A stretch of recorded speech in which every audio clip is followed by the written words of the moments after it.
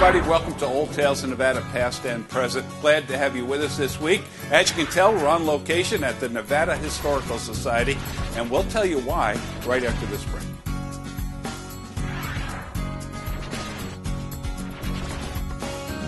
Hi, I'm Hugh Roy Marshall from the Marshall Mint, Virginia City and Reno, Nevada.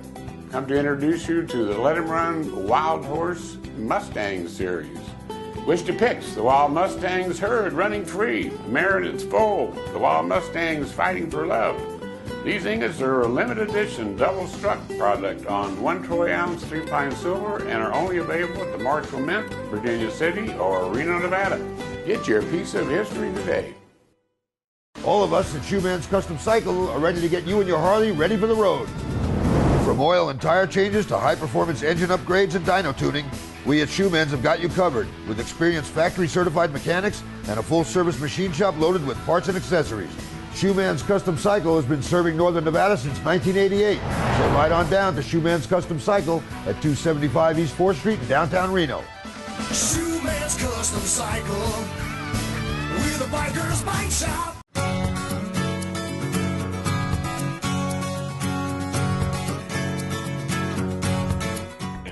Welcome, everybody, to Old Tales of Nevada, past and present. I'm John O'Brien, the host of the show. Glad to have you with us again this week. And we're back where we really enjoy coming, and that's the Nevada Historical Society.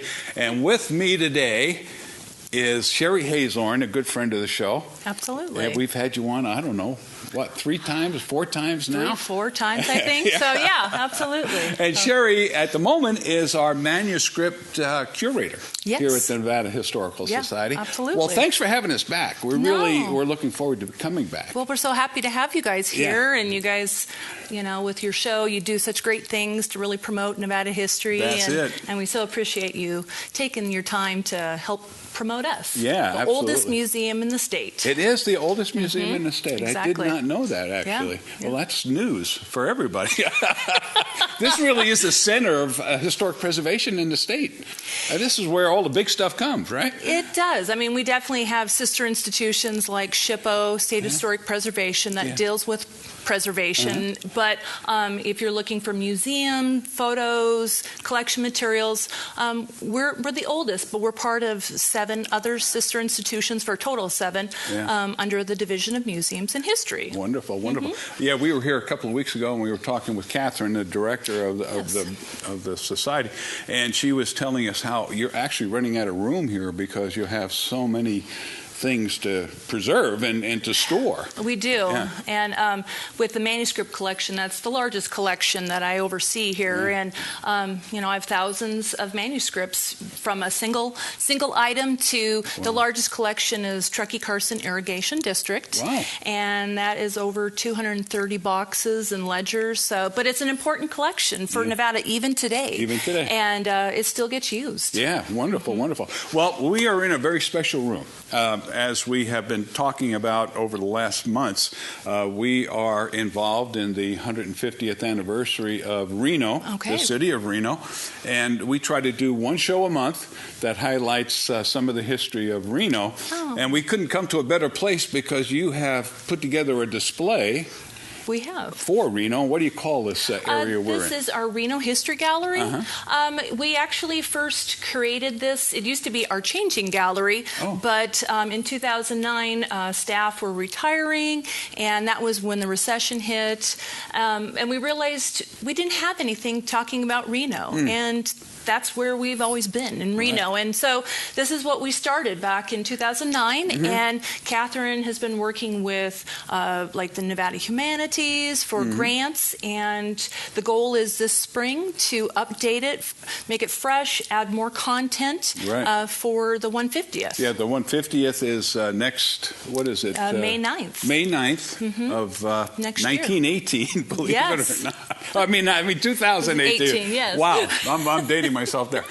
But yeah, so everybody's gearing up for that big celebration. They are. And this is going to be part of it. But it's a pretty darn good display right now. I was here looking over the different areas, and the way you've done it is pretty cool in that you've started from the very beginning there with Myron Lake and the bridge, and then you brought in all these different facets of Reno history that were world-renowned, actually. Well, absolutely. I mean, we started out as a station, really, you know, with Myron Lake Station, and becoming, because of the railroad, a community in 1868, and how it developed. And so we wanted to make sure we talked about early Reno history, about the university, about divorce, sin, you know, Sin just, City, you know, gaming, the fights in the early community, and kind of up to today. But Catherine is working on getting oral histories for Nevada Day event that we have this Saturday, and trying to incorporate more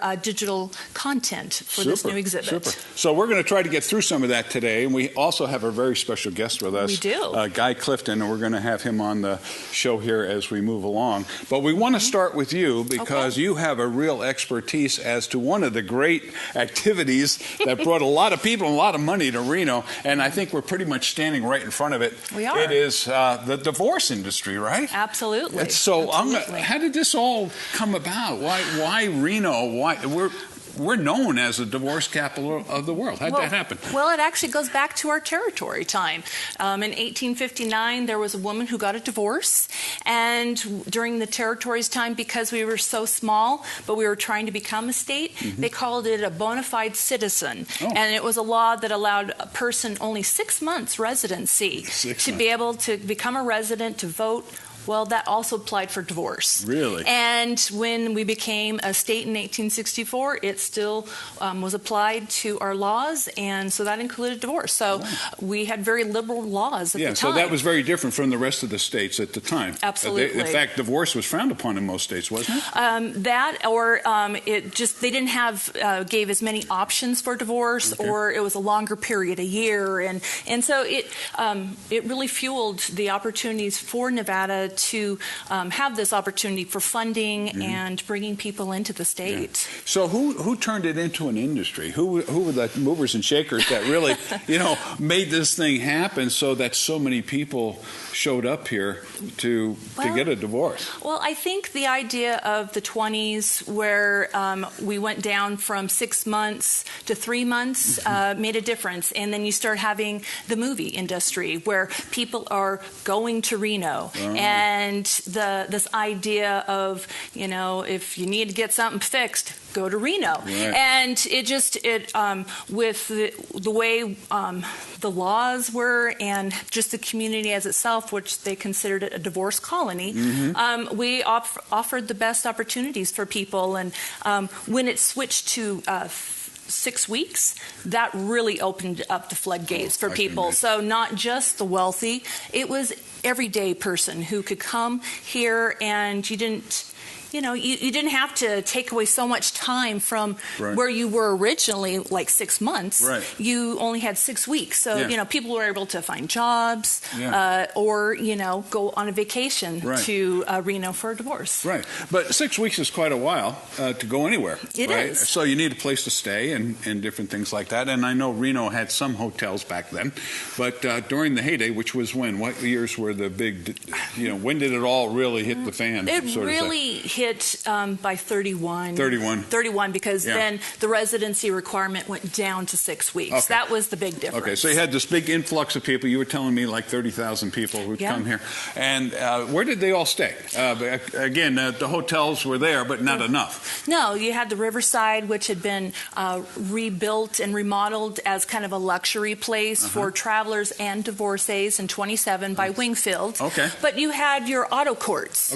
And, we have more people coming in by automobile as well as train. So people rented rooms in their homes. But and it was an opportunity to make extra income for family members by giving up a room. So there's mention that maybe kids would have to bunk with their siblings. So there would be a room. The entrepreneur spirit never leaves. Very much. But it also, they started branching out with dude ranches ranches or divorce ranches. In about like 27, 28 is when the first ranch was built, and those really were marketed for this opportunity to kind of relive American West, kind of quote, work on the ranch, but not really. Right. But, get that kind of slice of the American West and have this kind of vacation-like atmosphere where they could live out of town, but then still have the luxury of going in town. So the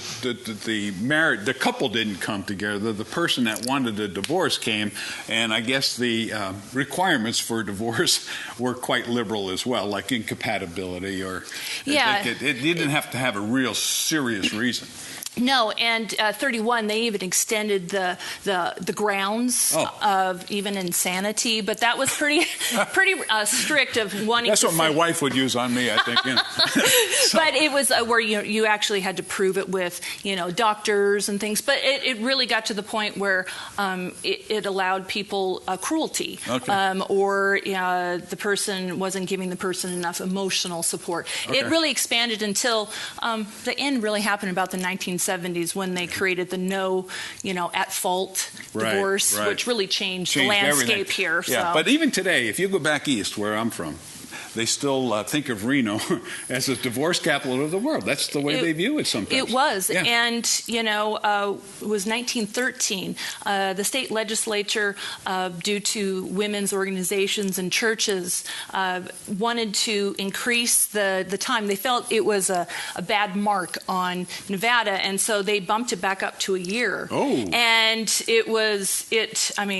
everybody really was upset by this, how it really affected the income. Sure. And just the economy as a whole. So by 1915, the next legislature, they bumped it back down to the 6 months and then the 3 months and 6 weeks. Wow, so amazing.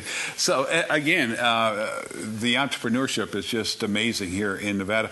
But there was some very wealthy individuals. You mentioned one that had one of the bigger dude ranches and actually advertised it quite heavily around the country. Who was that? That was Cornelius Vanderbilt Jr.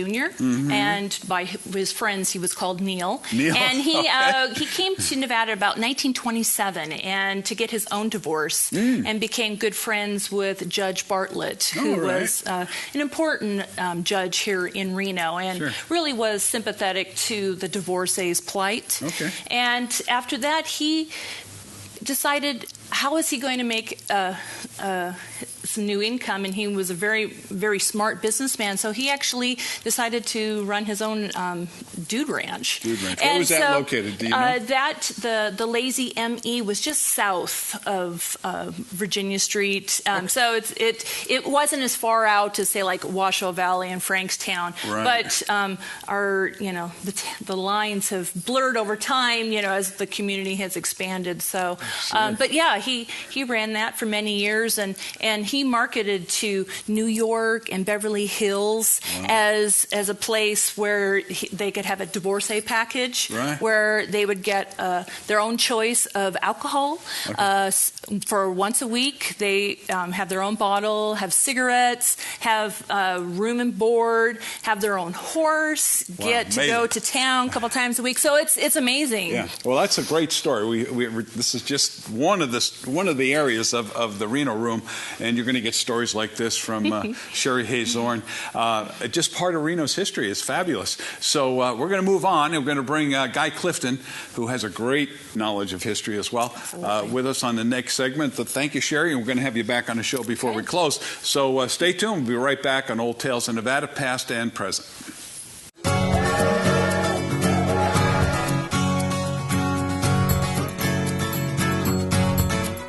Buy Nevada First Gift Shop and Visitor Center at the Reno Town Mall is the place to buy local Nevada-owned products. There is over 4,000 square feet of unique items to choose from. Art, jewelry, books, music, inventions, clothing, candy, pottery, toys, even Nevada-made wine and more. Why, you can even purchase a gift basket full of Nevada-owned products. Buy Nevada First Gift Shop located at the Reno Town Mall, 4001 Virginia Street in Reno. Buy local first. Hi, I'm Paula. And I'm Dan. We're the producers of the Tanner's Marketplace Antiques and Craft Shows at the Livestock Event Center on Wells Avenue. I'd also like to tell you about our everyday location. We're at Somewhere in Time on South Virginia Street. We're Antique Antiques, booth number 46. You'll find paintings by Nevada artists, collectible glass, vintage jewelry, Native American jewelry and baskets, antiques and unusual to unique items. Find it all at Antique Antiques inside Somewhere in Time at 1313 South Virginia Street. Come see us. Somewhere in Time is a place to find what will be treasured for all time. A store full of the unexpected. High-end die-cast models, vintage and antique furniture, Fenton glassware, kerosene lamps, toy trains, vintage neon, a new home decor selection, brothel and casino memorabilia, jewelry creations, and cameras in large collections throughout the store. Bring the family and find the unexpected that will be treasured for all time at Somewhere in Time on Virginia Street in Reno. Hello, and welcome to Boutique Elegante. Today we're showing our fabulous collection of sweaters for fall, teaming them with fabulous denims in all colors. For a day in the city, wonderful nubby jackets, a perfect black and white tweed suit, and day into evening in a three-piece black opera suit. For an evening out, dinner, or the opera, more exquisite fashions for that very special occasion. All of this and so much more at Boutique Elegante.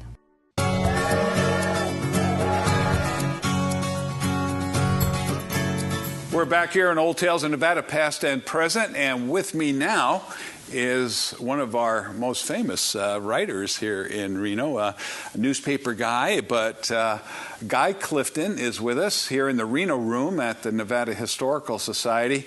And Guy, welcome to the show. Thanks. Great to be back. Yeah. Everybody might remember Guy from the Reno Gazette days. You were there for how long? That's right. I'm a former newspaper guy. I was there for 22 years. 22 years. Been in the newspaper business over 30, but now I work for the state of Nevada at the Department of Tourism, and I get to promote the museums and history and the Nevada Arts Council and the Nevada Indian Commission. Yeah. What an exciting job. I mean, what a transition for you. It's a great job. Yeah. Now, when you were at the Gazette, what kind of articles did you write? What were you doing over there? What was your... I did just about everything over the years. I started in the sports department and covered a lot of different events that way. And then, but mostly I focused on people-related stories. You know, so you wrote features? Human interest features. That was probably my favorite. Was it a daily thing or was it a weekly thing or what? Well, you're always working on a story. Always working on a story. But how often was it published?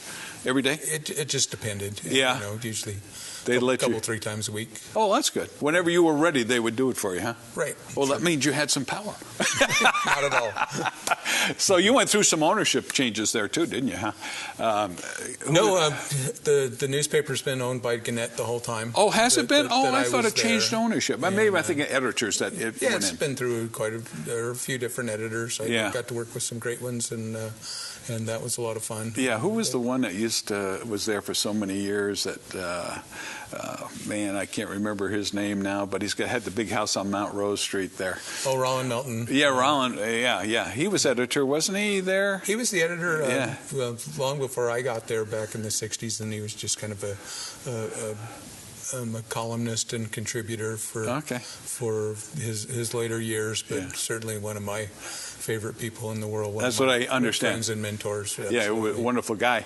And we always competed with the newspaper. You know, I was at Channel 8 and you were the newspaper. And I'll tell you what, the newspaper was the big kahuna back in those days. Absolutely. It was, the Reno Gazette people would hardly talk to us, TV people. We were like, the bourgeois. I think the worm has turned. It looks like it has, that's for sure. That's right. Well, anyway, we're here to talk about Reno history. And like you were just mentioning, you wrote sports in the paper for quite a while. And I know you have a great interest in the history of sports in Nevada. And we probably couldn't find a bigger event in Reno history than the fight that happened back early in the century. And that was between who? Tell us who that was. Absolutely. Well, it took place July 4th, 1910, and what it was the heavyweight championship fight between Jack Johnson, who was the first black heavyweight champion, and Jim Jeffries, who was the former champion who had retired undefeated defeated a few years before, Okay. that got lured out of retirement because American society at the time didn't want to accept a black man as the world champion. Ooh, yeah, a So- lot of prejudice back in those days, huh? Yeah, so it was an interesting story how Reno came to get the fight, and originally it was intended to be held in San Francisco. Oh, okay. But boxing was illegal at the time in most of the country. Prize fighting was illegal. It was frowned upon, and California, at the last minute, California's governor said, "You're not going to hold this fight here. This fight scheduled for July 4th, 1910." Okay. In mid-June is when California's governor said, "You can't have it here in Emeryville. You have to find a new location." So that Tex Rickard, that's the picture we see right here. Who was the fight promoter he was actually from Goldfield. Okay. Goldfield. And How about that? he had promoted a big fight there in 1906, the Gans Nelson fight that was real famous, that he put $28,000 in gold coins in the window of his northern saloon to get publicity for the area. Wow. And do that. So he was the promoter of Johnson-Jeffries, so he had to scramble to find a new location, and because he had a stadium almost built in Emeryville, he was able to truck a lot of that lumber up to Reno on the train and rebuild a stadium in less than 2 weeks. Amazing. To be able to hold this fight here. Governor Denver Dickerson at the time of Nevada guaranteed that he would not stop the fight. So Nevada became the obvious place to have it. They rushed it here. The attention of the world was focused on Reno because it was, Jim Jeffries was seen as the great white hope to take the world championship back. Wasn't that the white race? And, and there were many people, Jack London among them, after Johnson had won the title down in Australia a couple years before, who said Jeffries has to come out of retirement and reclaim this. And so there was probably more hype for this fight than almost any other event that had ever been held in Reno. Wow. The media came from all over the country. People came from all over the country. Yeah, I think we have a picture of, here's one picture of it over here, I think. That's right. Yeah, of everybody in town. So how many people showed up for the fight? So about 30,000 people. So they were able to get the advertising out, make the change on the stadium, and get that many people here at the same time. Yeah, and they didn't actually have to advertise it. People wanted to come here. So it was a deluge of people coming to Reno. They had set up tents in Idlewild Park. They brought in extra train cars that they parked at the yard in Sparks, and people were sleeping on train cars. There were stories about the restaurants that were so packed that the dishwashers couldn't keep up. So there were stories that instead of washing the plates, they just scraped the food off and served up the next meal. Yeah. So it was a crazy time for the town. For how many days? Well, went over a 4th of July weekend. So probably at least a dozen super hectic days. Yeah, I can imagine. There were all kinds of issues with some unions about getting the stadium completely done, and so Tex had to jump through a lot of hoops, but it all came off. He was the referee of the fight. Oh, he was, okay. And was he neutral? I mean, was he? He was neutral. The way he handled it, He was he was the key guy.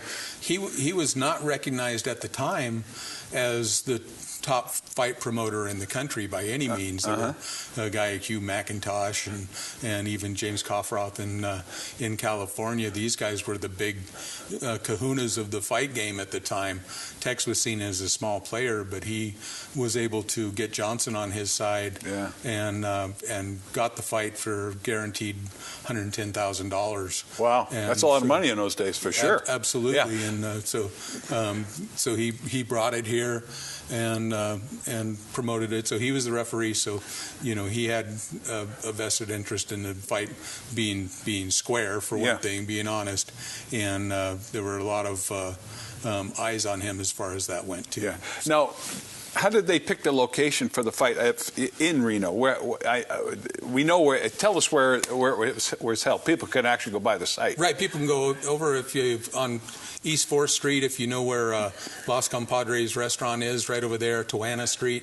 It's right there, the Ironworks yard. Martin basically. Ironworks, I think, is it? Yeah, one of those Ironworks. Reno Ironworks, one of those. And that's where the stadium was built. Yeah. And there'd actually been a championship fight held there in 1905 that Johnson-Jeffries, who fought in 1910, was there. He had retired. He came to Reno and was the referee for that fight between Marvin Hart and Jack Root. Oh, okay. And so that was the kind of set all the wheels in motion that Reno was a good place to hold such a fight. Wow. And so it was, the fight itself was kind of a snoozer where Johnson-Jeffries had to come and he had retired down to his farm in Southern California and had gained a lot of weight. He was over 300 pounds, and he had to lose over 100 pounds just to be able to come fight in this. And he was in good shape, but Johnson was in the prime of his career. Is this a pretty good depiction of the fight? No, it's not even close. This is a newspaper that came out from France. This just shows you the international attention. I see. Yeah, that was paid to this fight, and some stereotypical pictures of who they thought might be in the crowd, like a cowboy and a dude in his fancy hat and a Chinese worker with his pigtail and stuff like that. That was not the crowd. If you see the actual pictures of it, it's all the guys. There's some here. Yeah, look at this. In their sun hats and wool suits and everything. And this must be Virginia Street, I would imagine, that we're looking at there, huh? Maybe 1st and 2nd, or Virginia and 2nd Street? That's down near the train. Where the train tracks down, Commercial Road down that way. All right, very good. Well, you can see all these pictures if you come here to the Reno room and check it out. So how many not innings, but how many rounds did it go? It went to the 15th round. 15th round?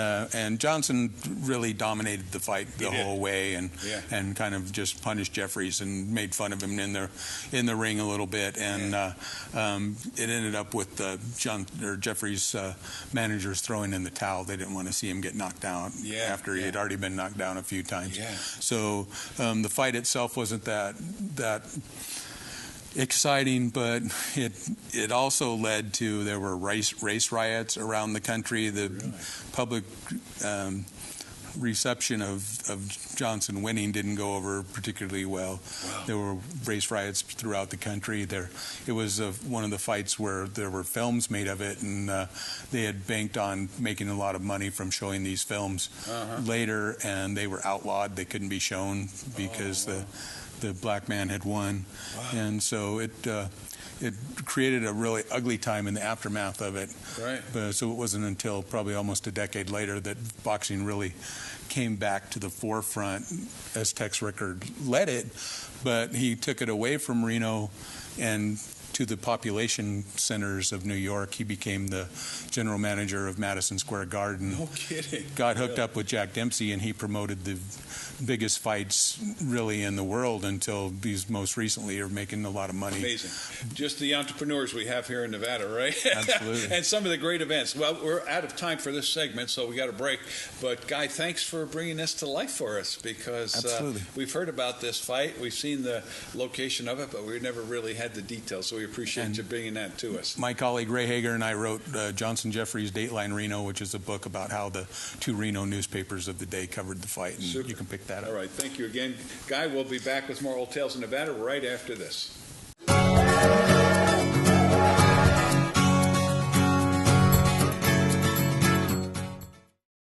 The beautiful fall colors are being duplicated in the fall collection of fashions at Boutique Elegante.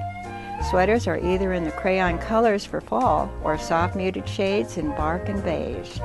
For our cold winter days, jackets and vests are the perfect answer. Faux fur and faux leather are the strong fabrics for this season. Team them with maxi skirts for a beautiful seasonal look. All of this and so much more at Boutique Elegante. Hi, I'm Chris from Past Time at Somewhere in Time. Are you looking for that one-of-a-kind gift that you can't find in the big department store? I have something for all occasions. Got stuff? Need to know whether or not it has value or how to sell it? We can help with that too. Come and see me Tuesday or Wednesday at Pastime in Somewhere in Time at 1313 South Virginia Street in Reno. Just ask for Chris. Deluxe Travel, locally owned and operating since 1991, is the home for travel to Mexico and Central and South America. The crew at Deluxe Travel is bilingual, trustworthy, thorough, and caring. They will do everything possible to make your dream vacation the best it can be. Now is the time to book for winter travel, so stop by the office at 100 California Avenue or call 686-7000. You can also check us out on our website at deluxetravelLTD.com. At Deluxe Travel, we sell dreams. Come in and plan yours. Hi, I'm Paula. And I'm Dan. We're the producers of the Tanner's Marketplace Antiques and Craft Shows at the Livestock Event Center on Wells Avenue. I'd also like to tell you about our everyday location. We're at Somewhere in Time on South Virginia Street. We're Antique Antiques, booth number 46. You'll find paintings by Nevada artists, collectible glass, vintage jewelry, Native American jewelry and baskets, antiques and unusual to unique items. Find it all at Antique Antiques inside Somewhere in Time at 1313 South Virginia Street. Come see us. Hi, I'm Hugh Roy Marshall from the Marshall Men, Virginia City and Reno, Nevada. Come to introduce you to the Let 'em Run Wild Horse Mustang series. Which depicts the wild Mustangs herd running free, mare and its foal, the wild Mustangs fighting for love. These ingots are a limited edition double-struck product on 1 troy ounce 3-pine silver and are only available at the Marshall Mint, Virginia City or Reno, Nevada. Get your piece of history today. We're back here for our third segment of Old Tales of Nevada, Past and Present, and we have Sherry Hazorn back with us, manuscript curator at the Nevada Historical Society. And we're in the Reno room, which is being put together and enhanced as we get closer and closer to the 150th anniversary of Reno, which is next year on May 9th, you said. Yes. 2018. Yes. And actually the room is pretty well equipped right now with a lot of history. It is, but there's sections we want to enhance, update, and also have the opportunity to change out to deal with other topics that are relevant, that all the space is limited, so how can we rotate content in? Yeah, that'd be super too, because there's so many stories there about really Reno. There really are. It's so unique from other towns, really. Other towns would have a hard time, making their claim to fame, but we have so many stories we don't know where to start sometimes. Exactly. But we're standing in front of one of our big claims to fame, and that is what you call and what Catherine calls the Vice section, right? You have to be over 21 just to stand here. So, anyway, how did this all happen? What happened to Reno? I mean, it started out as a little cow town, a little bridge going across the Truckee, Myron Lake, right? Yeah. And then all of a sudden we have all of this happening. Explain that to me, will you? Well, gaming was kind of legal, illegal, but they never enforced it. And so when you see Reno being developed, you'll see in the early photos, you see saloons and gaming halls spread throughout Commercial Row and areas. But by 1910, a lot of the women's organizations, like the Women's Christian Temperance Union and churches, felt that their men were spending all their time and money at these sin halls, and leaving people to fend for trying to feed their children, and it left a bad impression, and they were able to sway the legislature, and it became illegal in 1910. Wow, no kidding. So that didn't stop it necessarily. They still continued to do it. No, it was just kind of behind closed doors or in the back halls. Yeah. And then you start, if you wanted to look for be able to drink and speakeasies and gaming, you would go to like the alleys that we have in like town. we have behind you there. That's a typical alley in Reno one of back the in the old days. Douglas and Lincoln and Lover's Lane, and we have all these alleys that are very interesting in that they just became an integral part of if you wanted to go and gamble or get go. So you had to knock on the door 3 times. Secret password. No, But it was just an opportunity for people to still have those vices, but it was just not able to be seen so easily. So evidently they saw that this was not the best thing to do, is to outlaw gambling. Exactly. So what happened? How did it get back into vogue? Well, you know, in the 20s, late 20s, they really started trying to push it, and by 31, it became legal. Yeah, everything, divorce. Yeah, it all kind of became this big package deal, you know, that here, it's another way to promote for people to come and Reno be a destination for gaming. And, you know, by 33, prohibition is rescinded, and so now they, you know, truly legal with, you know, they have clubs and with dinner halls and entertainment. And, you know, these are all different ways to entertain your divorcees, people coming into the community. Right. And so totally makes sense. Yeah. So one of our big movers and shakers as far as moving gaming forward and the reputation of Reno as far as a gaming center was the fellow that's standing right behind, or Sid, that portrait right behind you there. Absolutely. Yeah. What was his name there? This is Mr. Harold. With Harold's Club. Harold's and Club. His son as well. And so they, you know, they're the ones who really, by 35 and kind of right around that time, they start with a bingo hall. Okay. And build up to a beautiful casino. And they're the first ones that actually start advertising about gaming. Right. Most people are always afraid of the idea, you know, that, you know, since it was illegal or, you know, kind of frowned upon, you know, could you get arrested? Right. Well, you know, it's legal at this point. But the way he advertised is come for fun. Sure. You know, and he actually advertised around the world. Yeah, well, I remember in different parts of the places where I used to live, I'd see the Harold Club signs, and they'd show how far away you were, you know, from it. And this could be New Jersey, it could be Montana, or any place in between. Well, they even had signs up in Alaska and all over the world, and we actually have their photo albums for all the signs that they had. That's truly amazing, So who were some of the other movers and shakers as far as the gaming industry that really got it off the ground? I know at one time, and I think we have a picture, well, there's a picture right there.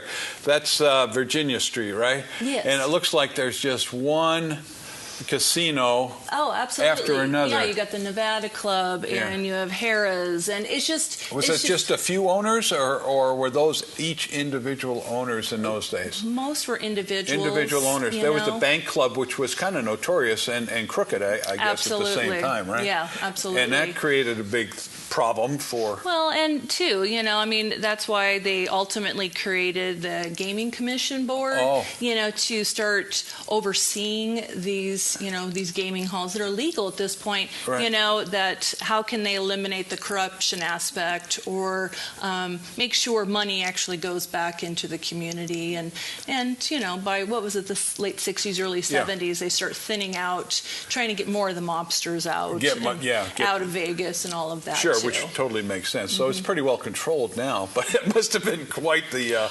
environment back in those days. And you know, if you know, and there were people that would go to try to cheat the house, and you know, I would have been afraid because you know they had their own bouncers and people, and you know, if you're caught, they're going to take you out and beat you, you know, or maybe eliminate you out in the desert kind of thing, is, you know, stories have come across over time. I know over here in the other section of the museum, there actually are the marked cards and different things that you can see that these guys used to use at the casinos. Well, the casinos or the individual, actually. An individual could order marked cards, so then they can have their own game, and if they could read the cards, you know, they could totally wipe out people. And you know, and we even have items of different cheating materials, even including, you know, like a vest and an arm piece that you could slip an ace or different cards into the game, and you really would have to know how to do it well to not be they went to great lengths to cheat the house, didn't they? Absolutely. You know, so gaming was huge,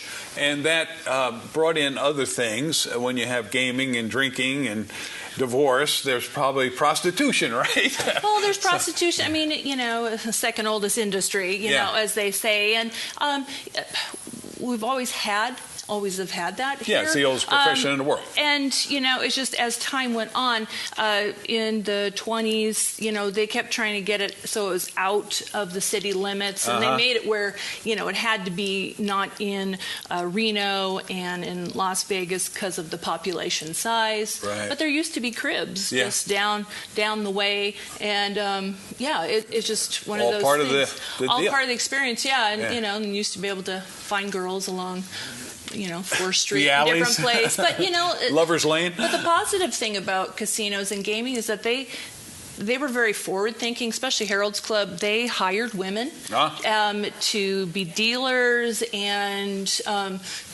work in the coffee shops, and they made careers out of it. So they were very forward-thinking, and they provided big income into the community. Yeah. So, well, in the 60s, Reno was the center.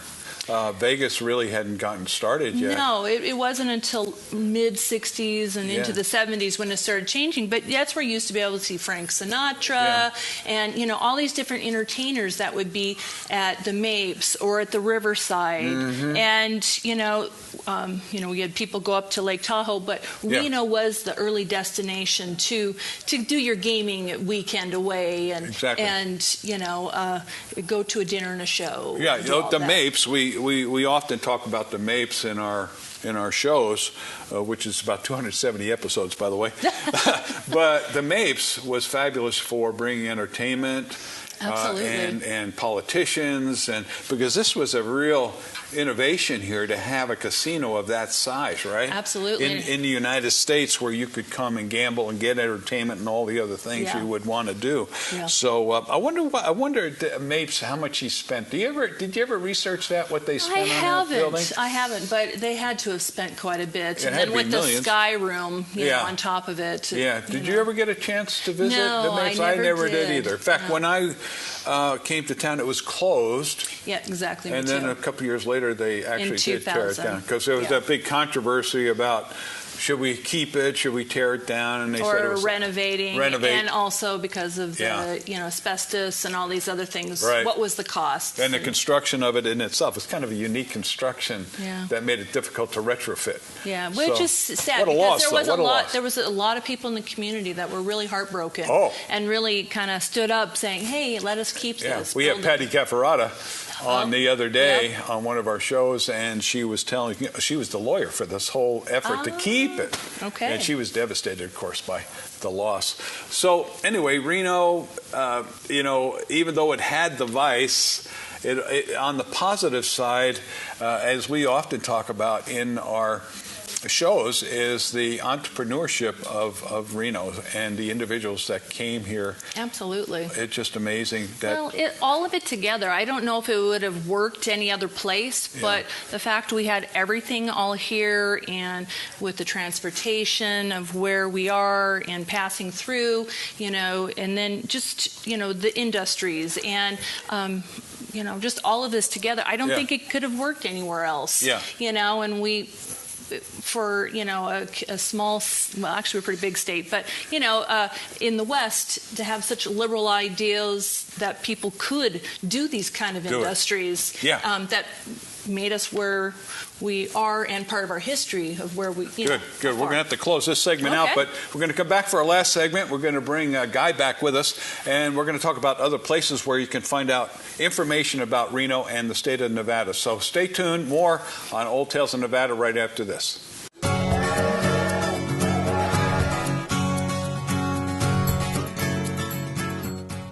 You have got to come and see our bridal designer collection here at Precision Diamonds. We bought our building, lower the overhead. That means everyday low prices to you. Hi, I'm Hugh Roy Marshall from the Marshall Men, Virginia City and Reno, Nevada. Come to introduce you to the Let 'em Run Wild Horse Mustang series. Wish depicts the Wild Mustangs herd running free, mare and its foal, the Wild Mustangs fighting for love. These ingots are a limited edition double-struck product on 1 troy ounce 3-pine silver and are only available at the Marshall Mint, Virginia City, or Reno, Nevada. Get your piece of history today. Buy Nevada First Gift Shop and Visitor Center at the Reno Town Mall is the place to buy local Nevada-owned products. There is over 4,000 square feet of unique items to choose from. Art, jewelry, books, music, inventions, clothing, candy, pottery, toys, even Nevada-made wine and more. Why, you can even purchase a gift basket full of Nevada-owned products. Buy Nevada First Gift Shop, located at the Reno Town Mall, 4001 Virginia Street in Reno. Buy local first.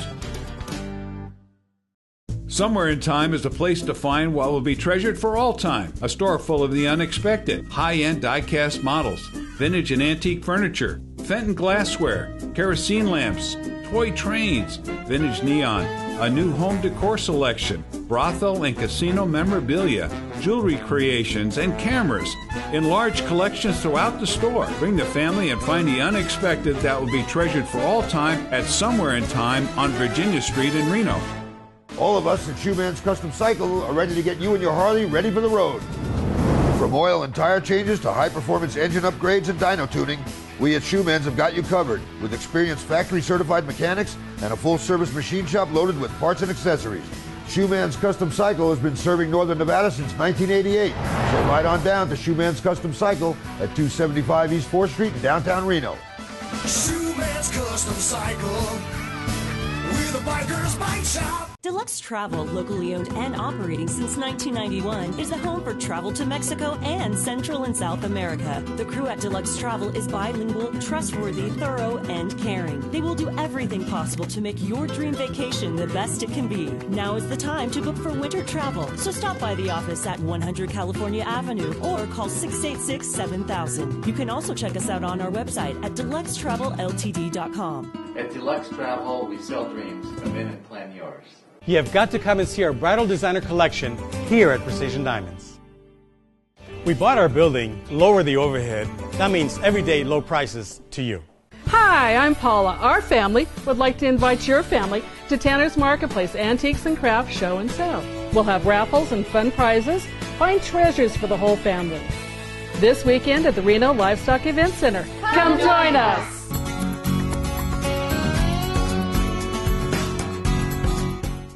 We're back here on Old Tales of Nevada, Past and Present. It's our last segment, believe it or not. It goes so fast because there's so many stories to tell about Reno. We have Guy back with us, and of course, Sherry Hazorn, who works here at the Nevada Historical Society. Great place to come because it's just the center of historical preservation, not only Reno, but Nevada. Absolutely. And so we want to invite everybody down here. You can come down to the museum, not only to the Reno room, but to the rest of the museum. Very interesting stories over there. And it's $4, $5 for adults, and people children under 17 and under are free. Free, yeah. Mm-hmm. They got some great things like that basket. Who's the lady? Datsalali. Datsalali, yeah. Sat out in front of a store making these baskets, right? Yep, she worked. And now they're worth what, those baskets?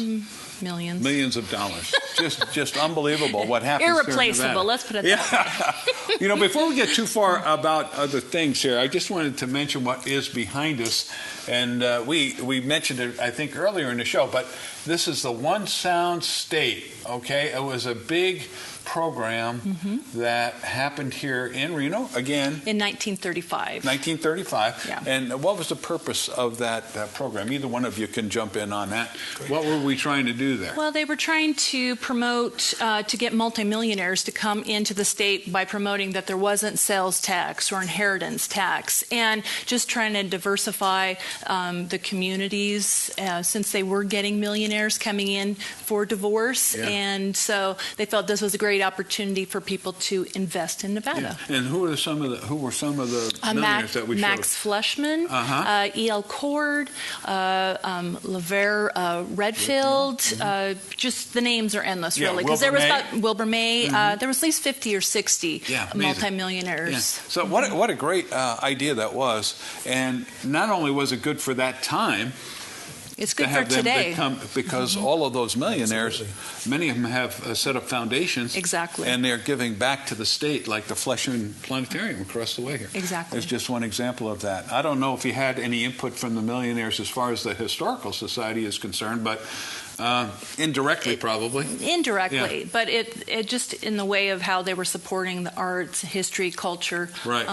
It's a lasting legacy. Right. So what I want to move on to now is, again, we want to invite people back here to the Reno Room and the museum, but this isn't the only museum in northern Nevada or Nevada itself where you can find out about Reno or even beyond Reno, so many other things that are historical that would be very interesting to know. And Guy, that's your job, right? Absolutely. Is to make that known to folks. We have 7 Nevada State museums. 3 of them are up here in the greater Reno-Carson area. Then we have the Historical Society here. We also have the Nevada State Museum down in the Old Mint building in Carson City. Right, we did a show in there. It's 75th birthday this year. Really? Just concluding that. And we also have the Nevada State Railroad Museum down in Carson City, which has a big year coming up here pretty soon with the 150th anniversary of the completion of the Golden Spike, the Transcontinental Railroad. No kidding. I didn't know that. The last piece of rolling stock that was at the ceremony that day is down in our museum. So, great things. We're all gearing up for our big Nevada Day celebration and all that. But some great exhibits, Nevada history, and as specific as you want to get into Reno history and some of the other, the V&T Railroad, in our Railroad Museum. We have all kinds of great information about the V&T, its history. Yeah, what a railroad. A lot of the rolling stock from there. So. Yeah. And then you also take care of the southern part of the state as well, right? That's right. We have the Nevada State Museum in Las Vegas, which is on the beautiful Springs Preserve campus down there. We have the Nevada State Railroad Museum in Boulder City, which is probably one of the most popular tourist attractions, definitely in that area. Amazing. People can go to the dam and then go take a great train ride at our museum there. Then we have the Lost City Museum up in Overton, which has an incredible displays of the cliff dwellings and the Anasazi, or what I think they call them, the ancient Pueblans, that lived in the cliff dwellings down in that area at the time. So just great history for the prehistory and history of our state. History of state. Isn't there a place in Vegas? I'm not real familiar with Las Vegas, but isn't there a place in the center of Vegas where it all started, and where that lady, what was her name? Oh, Helen Stewart. Helen Stewart had her ranch house. Is that part of the state, or is that a city thing? That's the part of the city of Las Vegas. Oh, city of Las Vegas. Yeah, oh, okay. I think so. Okay. So anyway, if you want to know about these different museums like you take care of or do the public relations for, or any of these other museums, we've done location shots up in Fallon, for example. We went to that museum, which focuses on and they focus on that the pioneers and the wagon trains and that sort of thing. Where do you get the information to know about hours, admissions, what they specialize in? Is there anything like that you can go to? What's that? Actually, I used to be the past president for the Nevada Museum Association. Okay. And so our sister institutions around the state can be members. A lot of times they're all volunteer run, but it lists the museums by the territories, like the cowboy territory, and we have a website, which is Nevada Museum Association, and you can find great information about all the museums across the state. Oh, super. I see. That's something I always questioned, because there's so much out there. For example, Elko's got that new museum, it's fairly new, about the California Trails Museum. Yes, beautiful building. That is I have not stopped there yet because I'm always in a dash to go somewhere. But beautiful setup over there. And it's run by the parks, state parks. So you don't take care of that, right? You just have state parks has its own thing. They do. Yeah, it's very departmentalized, It does, but parks also oversees Buckland Station and the Fort Churchill, and there's Genoa, Fort Mormon Fort, right there, and so they oversee quite quite a few little museums Yeah, in there's so the much area to as well. see. Yeah, it's kind of a neat time of the year to get out and travel and do a few things like that. It's perfect time. Perfect time. It's not too hot, not too Not cold. too cold. All the aspens are yellow. Isn't it gorgeous this year, by the way? It really is. The fall, we've had a gorgeous fall. So beyond the Reno room here, and what we're seeing is the Historical Society or the museums you are involved with, Guy. They have any special events that are going to, further the exposure about Reno's history? Absolutely. As we move forward here, any special events? This Saturday we actually have our Nevada Day event, History for Our Holidays, and so we'll have demonstrations with blacksmiths, gold panning. Really? Yeah. So inside? Outside, and we'll have vendors inside as well and demonstrations. So, and that is a free admission day. So that is happening from 10 to 5. Okay. Yeah. Of course, our show is being recorded and won't play until afterwards, but that's okay. But anyway, if you have ongoing things like that, we right? do. Yeah. We do. Absolutely. Yeah, and just look. You can Google any of our state museums, our website, NVDTCA. Nevada Department of Tourism and Cultural Affairs. Okay, we'll put that up on the screen so people can see that, and be able to see what's going on at any of our museums. We're just revamping a lot of our and the website just got updated. Okay, very good. Yeah. Now, if people have, say, artifacts about Reno, or if they have some state artifacts, you inherit some things sometimes, and all of a sudden you find out it's very important to Nevada history, and people don't know what to do with it or what it's worth, or how do you deal with that if you want to bring it to the attention of the Historical Society or to the other museums? Well, all they have to do is give us a call, and you can talk with one of the curators. I oversee manuscripts, but we have artifacts curator. Our director oversees photography, and that gives us an opportunity to ask you questions. And we have kind of a collecting moratorium at the moment, but we are still looking at stuff that comes in. That was really good. Absolutely, because we're really working on trying to do more cataloging and trying to make collections available online. Like if you have something like the Ghosh Brothers letters, or which we do, but you do. I know you. Yeah, I know but you. No, I mean, in fact, didn't you purchase those? Didn't you? We did. Yeah, we did. And but those are important things that you're wanting to try to preserve for the state. Right.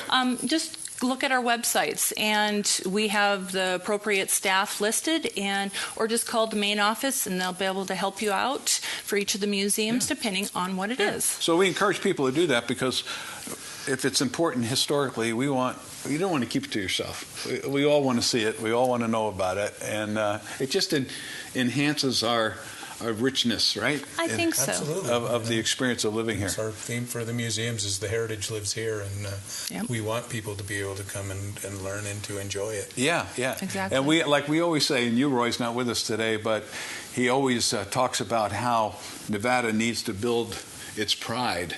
Like he's from Texas, and Texas has pride. The people have pride in living in Texas, and we want to have that same pride in Nevada, because we have probably invested and probably developed more things like the gaming, the sports aspect, the technologies. Well, even our past history of the Pony Express and the early immigrants passing through. I mean, there's so much history that it's a wonderful state to learn about the history past and present. Right, and that's our mission, is to bring that history. We're the only show, by the way, that I know of in Nevada that does audio and visual presentations of history and shows it to the public for free. And we're so happy to be able to do it. And we thank you for letting us pick your brain a little bit here today on the different aspects of Reno history. And we look forward to the rest of the year and the 150th anniversary of the state, and of not the state, but of the city itself, So we thank you guys for being with us. We thank the audience as well, and we want to invite you back next week for another episode of Old Tales of Nevada. In the meantime, we want you to have a great Nevada Day, and we'll see you next week on Old Tales of Nevada, Past and Present.